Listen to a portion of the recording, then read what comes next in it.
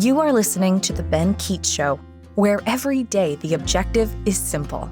Ben will never stop fighting the fight and lighting the light on topics that affect you every day. Good afternoon, husbands and wives, boyfriends, girlfriends, and all of you that would be an ex to somebody. Welcome to The Ben Keech Show. My name is Ben Keech, and we are going to have some fun today. There could be some laughter.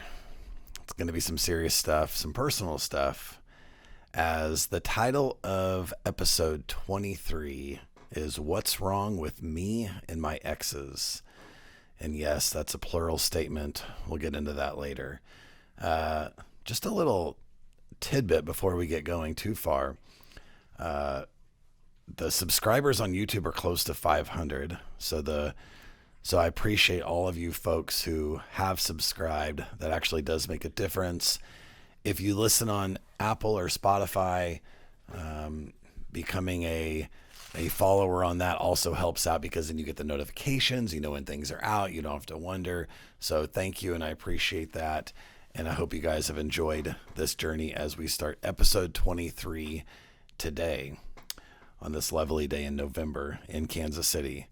It's just kind of ironic that today, of all days in my life, we happen to be talking about dating and relationships and me and exes. It's such a crazy time. I do want to, one more little thing if I can add before we get going. I do want to thank one of our sponsors just for this episode today. We have a sponsors. It's hopedealer.net. Hope Dealer. I appreciate the support and all the kind words and just your generosity and all the support that you give for all those people seeking hope. So now on to the episode. What's wrong with me and what's wrong with my exes? So we've established, as our last episode, we talked about divorce. We have established that I had a long marriage that ended. And since then, and what happens a lot of times when that happens, lots of things happen after that happens, people delve into the dating world, which I have over the last 4 years. And you learn a lot about yourself. You learn a lot about others. And so I'm going to kind of throw some general things out there, and then we'll get a little more specific as we move forward. So the first thing is that when I went into my post-marriage life, I had one objective. That was to find a wife. I wanted to get married. I wanted to get that part of my life settled. One of the things that divorce does to you is it kind of fractures many components of your life. So you may have less money. You may have a new house or even an apartment. You may be just kind of discombobulated in your mind about your own self. Things in your marriage tend to be, even if the relationship isn't, tend to be stable. You have a house, you know what you're splitting, you're paying the bills, you have your children. This is the life that you've established. So when that fractures, lots of things fracture. And the one thing that I learned about myself was that I was ready to put the pieces back together again. And I thought, let's start with the wife. Unfortunately, there were other things going on in my life that were still needing to be put back together. And honestly, I needed to figure out some things about myself. Nevertheless, I embarked on this quest. And so the first thing in terms of what's wrong with me as I started into my kind of dating journey was I thought I was certain about what I wanted, but there was just some things I had to figure out coming out of that world. I'll never forget my stepmom, Diane. She said to me, really right after the divorce, she said, you need to take maybe 2 years. I'm like, 2 years? 2 minutes ago, I was ready. What are we talking? I was like, I didn't know what to do with those two. What am I supposed to do? Like play cards? Like, I don't know. That just confused me. And so I ignored her wise advice and just proceeded forward. Now, I don't regret proceeding forward, but there's a lot of things I had to learn about myself. And that's the whole deal with dating, especially when you're in, after a first marriage, maybe you're in your 30s, 40s, 50s, 60s. is there's just some reconstructing that has to go on. And I am very fortunate that throughout my last 4 years, I've had a lot of wise people come in and out, and some stay in my life, some of which are females, some of which are dated, and also other men who I was able to throw my thoughts and ideas, and they were able to tell me, you're off, that's dumb, that's good, and you just keep moving forward, and you keep thinking about the steps that you need to take to be where you need to be. So that's kind of where I started from. Now, in terms of my exes, obviously there's a whole host of different experiences I had with each one of them. In any girl that I dated that was in a committed relationship, even to this day, regardless, there was definitely specific reasons why I decided to commit. Every single one of them, I still kind of treasure and care for her and the things that happen. And ex, sometimes we always look at it as it has to be this, if you're an ex, that means you're bad or you did something wrong, or, the fact that something didn't work has to be viewed in this negative light. I actually think that's the wrong way to look at dating. Ultimately, as far as I can tell, every single female that I dated had the right intentions. She wanted to find someone to eventually possibly marry, but at the least find someone that she can be in a long-term relationship with, and then, see where it goes. And that's all she was looking for, regardless of her, whether her emotional availability or her, capacity to whatever, to love, to handle certain things, whether she was healed, whether she wasn't, all of those things are just whatever. Her intentions, every single one of them, their intentions were good. And I appreciated that. And that's why many people who I have dated, I don't talk to all of them, obviously, but I talk to some, and we've been able to maintain a friendship and a caring for each other, even if it didn't end up getting married. And I think that's the way that I think, if we view dating as these are opportunities, we're going to see where they go. Maybe it ends up here, maybe it doesn't.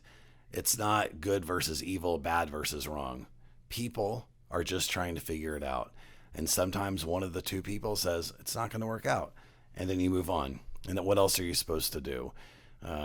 As long as you're not, lying, cheating, and being a bad person, generally you should be able to part ways as friends, or at least part ways with respect. Sometimes that happens and sometimes that doesn't. So the first question that I think is appropriate for anyone in this situation to ask yourself is, what are we trying to get out of the relationship? Why am I wanting to even be in a relationship? And so the answer that you see mostly on dating sites is they're looking for the one. They're looking for a best friend. They're looking for that long-term relationship. Okay, cool. I get that. Now, think about in years past how that normally would happen. A lot of times it would be somebody that you went to school with, or that you worked with, or that you knew through a family friend. In essence, we knew and met people that we married through day-to-day interaction. And that day-to-day interaction, the intention wasn't to date. The intention wasn't to marry. I just happened to be in this person's life. And so we met. And there's such a healthy space to get to know someone in that way, because you see their mannerisms. You find out if there's a connection, and you're not worrying about, on date 3, this has to happen, or, I've got 10 other people I'm talking to, so we better figure this out fast. There's no time pressure. You're just simply trying to get to know the person, and that's good. In the dating app world, in the world we live in now, it's a little bit different, because there's a plethora of men and women at your disposal to see if they're attractive, to see how you communicate, to go on a first date, second date. But, we got to figure this out, because I've got people lined up behind you, and then once the physical part of a relationship happens, now it's going to get even more confusing, and now there's more pressure on the time. We're trying to microwave relationships. We're trying to put these ingredients in and abracadabra, turn it into something. And I'll tell you what, if anybody's guilty of this, it's me. I have made a consistent mistake in some of my relationships of moving too fast, of seeing 8 things are good and these 8 things are important. And so these are the things that should happen as I try to get to this goal. And so what's happened in that is I haven't given enough time for them to really get to know me, for me to really get to know them. And then ultimately, when you have the end in mind too early, now you have the pressure of trying to figure out, well, we have to do this now, we have to do this, and it can become overwhelming. And I have, had to learn this lesson a couple of times the hard way, and it's a part of learning, it's a part of life, and with relationships, is timing can be everything. When you go back to how we did relationships before, you meet someone in school and you sit with them in a class all semester and you talk to them. Like, no, you're not dating, but you are developing a trust and a comfort level with that person, even if you never go out to McDonald's to buy a milkshake together. Like, these things there's something really good about that. And I think that if we could adjust something about, I was just talking to a friend of mine, if we can adjust something about the way we date on dating apps, it's just putting certain boundaries and disciplines in place about the physical activity, about timing and space, and about just, hey, how about, one date every week or two? Like, it doesn't have to be rushed. I have no expectations of what you do. Just let me get to know you. That's all I want to do. Let me get to know you. Maybe we move forward. Maybe I can see, you're a really nice person, but this isn't going to be that person. Okay, well, you can always call an audible and go the other way. But that would be a healthy way to where, because I wonder sometimes, I don't know this for certain, I'm not smart enough, but I even wonder in some of my situations, had I been wiser about my timing, had I gone about things a different way, would it be a different result? I don't know. But I wonder, and it's just, so that's why we're talking about this today, is what's wrong with me, this part of it. What's wrong with my exes? We're going to get into that a little bit more detail next. So let's look at, actually, let me ask one more question first. So when we look at our goals, friendship, marriage, dating, taking it slow, whatever our goals are, why we're on the dating site, why we're wanting to meet people, the thing that you have to analyze about yourself is, how do your fears affect your goals? So for instance, when we talk about a fear, what's happened to you in the past? When somebody said, I saw this before. Now, a new person can say the same thing, but that doesn't mean it's going to be the same result. But our fears come in, and our fears can drive us to act in ways that aren't becoming, can act in ways that aren't even a good representation of ourselves. And I know some of my fears. I think we all have them. On a side note, love the Enneagram, and what the Enneagram does is really examine core fears and motivations for people. And you can kind of understand sometimes why people act in certain ways if you understand their fears, and especially if they understand their fears. And I have noticed in people I've dated, and I've noticed in myself, how particular fears have impacted the relationship. And I'm telling you, in drastic ways. Like some of those beautiful, wonderful people that I have ever met in my entire life, but those fears, and I'm including mine as well. I'm including things that cause me hesitation, that cause me concern. Those fears may be accurate. We may be onto something. It's not that we ignore our fears, but we better understand them and then look at how we react from those fears. And that all has to make sense. And we have to be able to discuss and articulate what's actually going on with us in this way. If we simply act, and we're acting based on our fears, but we can't identify that, we can't connect the dots, and we're not going to be able to communicate accurately to our partner what's going on. And so to them, it's just going to seem chaotic. To them, it's going to seem like you're a super unhealthy person, because you are.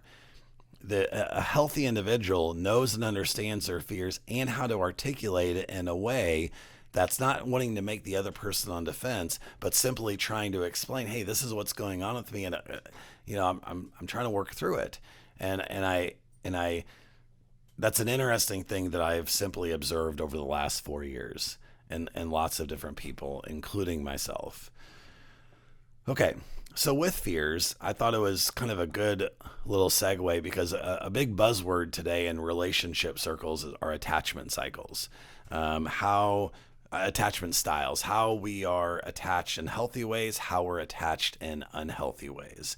And so we're going to kind of look at that first and kind of I'm going to examine myself a little bit and then kind of go into some of the things that I've seen.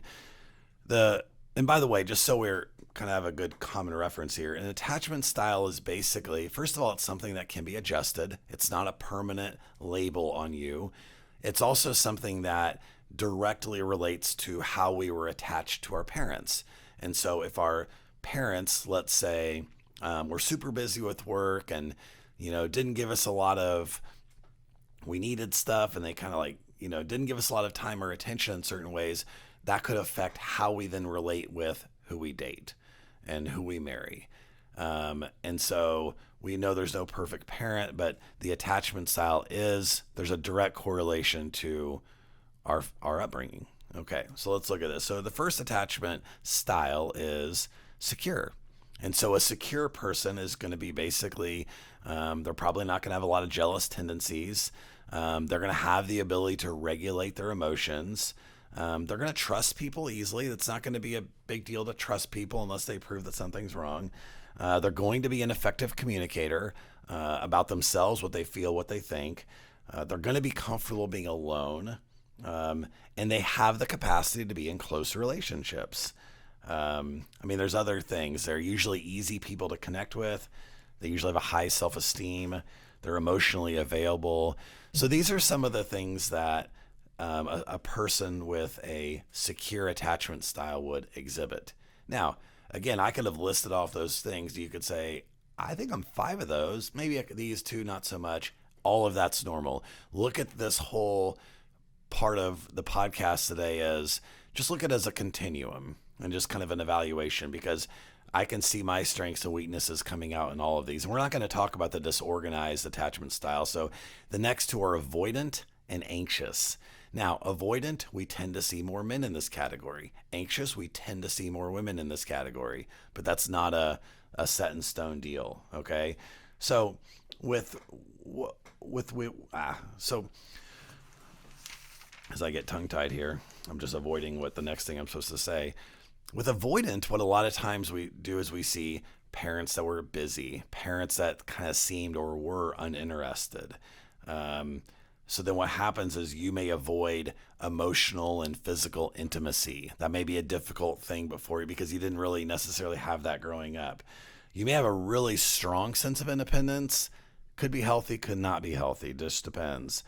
You're very uncomfortable expressing your feelings. You can be very dismissive of others at times and their feelings. I have been guilty of that before.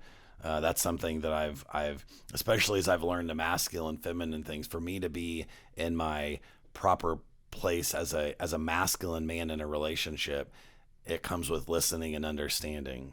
And also, usually people are avoiding, have a difficult time trusting. An anxious person is going to have a fear of rejection, a fear of abandonment. You can kind of see how this could play out as they were growing up as well. They're going to depend on their partner for validation and even emotional regulation. When they get off, they're going to need them to get them right, to fix them, which, as you can see, what this leads to is could be a codependent relationship. So I found myself in this situation a couple of times. It takes 2 to tango. So you have, just like when you propose to somebody, one person asks a question, the other person gives an answer. So it takes 2, just in case you're curious on that one. With the emotional, with how this works in a codependent situation, you have one that's willing to take on that, and you have one that's wanting to give that. But there could be unhealthiness both ways. He may be doing too much. If it's a man, she may be relying on him too much. And then when one of them fails, we have chaos.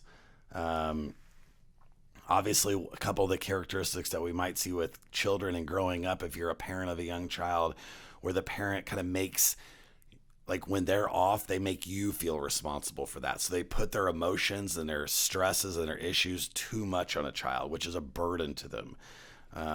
You could have parents that are just easily overwhelmed in a lot of different ways.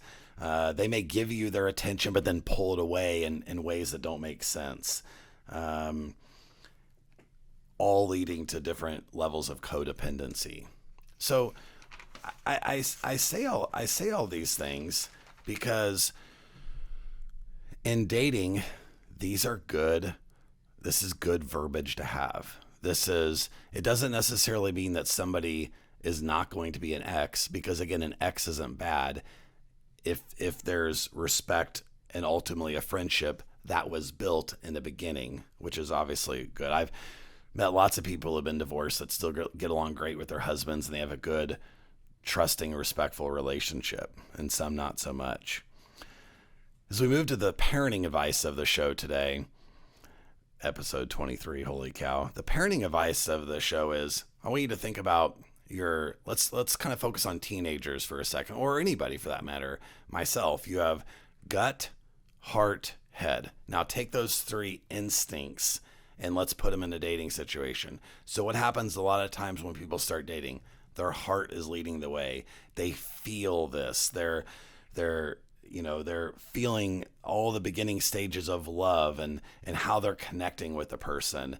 Their mind isn't necessarily always activated as much, especially when we make mistakes, especially what I do. It may not be everybody's mistake, but I leave my brain at the door. Now, not my brain in terms of, well, I'll tell you in a second. And I trust my gut. So I'm listening, learning, observing. My heart's like, oh my goodness, this is this, okay? And then as time goes on, my brain I may start actually using it a little bit more and saying, you know what, I think this makes more sense. This part doesn't necessarily make sense. We probably need to talk about this. And the idea on my parenting advice is use all three senses. Listen to your gut. Allow your heart to be alive. Don't blacken it up so you have this black heart where you're only in your head all the time. All three need to be activated. When you slowly but surely decide that you like someone and you want to start dating them and further. The song today. Now, just so you know, I've dated a number of people. I've sent girls songs, like more than one. Like some people I've sent a couple songs to. Some people I've sent more than 50 songs to it. I like music. I've even sent songs to my brother. Nevertheless, I digress. The song today I'm sending equally out to all people, and it's a Taylor Swift song. I mean, 'cause 'tis the season, called Forever and Always, which is such an interesting title, right? And so the lesson of this song, and it's an all right song. It's fine. It's not my favorite song by Taylor Swift, but it's okay. We don't have to go down that today.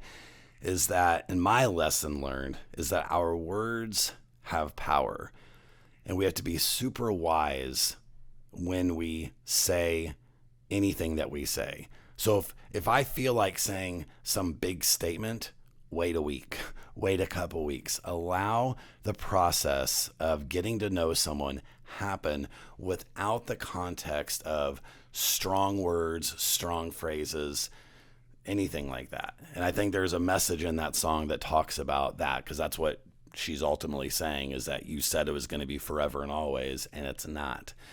And so be wise, be smart. I am learning. It's kind of funny. The whole idea of having a podcast allows me to reflect even more on my shortcomings, my life, and ultimately really what can help other people, and which is why I'm doing this. So I hope this matters. There's going to be a part 2 to this episode, what's wrong with me and my exes. So got to wait a week for it. That's how this works. I can't wait to talk and see you guys next time. Again, remember, subscribe. We love all you hope dealers, hope feelers, all the people that believe in hope. That's an inside joke. Cheers. Have a nice day. Thank you so much for listening. Let's keep the conversation going. You can reach out on Ben's website, www.benkeechshow.com, or on social media to chat.